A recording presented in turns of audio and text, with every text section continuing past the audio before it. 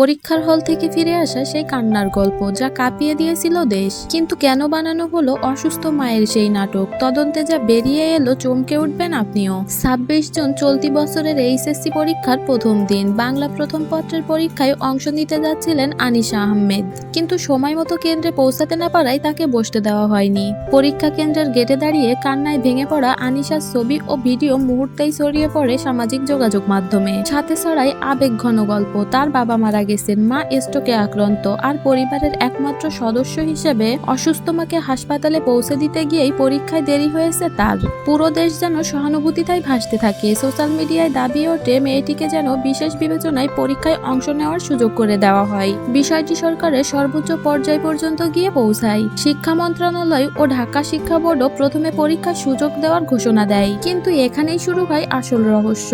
ঘটনার সত্যতা যাচাইয়ের নামে দুটি তদন্ত কমিটি, একটি ঢাকা মাধ্যমিক ও উচ্চ মাধ্যমিক শিক্ষা বোর্ডের পক্ষ থেকে, অপরটি সরকারি বাংলা কলেজের পক্ষ থেকে। তদন্তে বেরিয়ে আসে চাঞ্চল্যকর তথ্য। আনিশার দেওয়া তথ্যের সাথে বাস্তবের কোনো মিল নেই। হাসপাতালের ভর্তি স্লিপ, প্রমাণপত্র সবই যাচাই করে দেখা যায় অসুস্থ মায়ের গল্পটি ছিল সাজানো।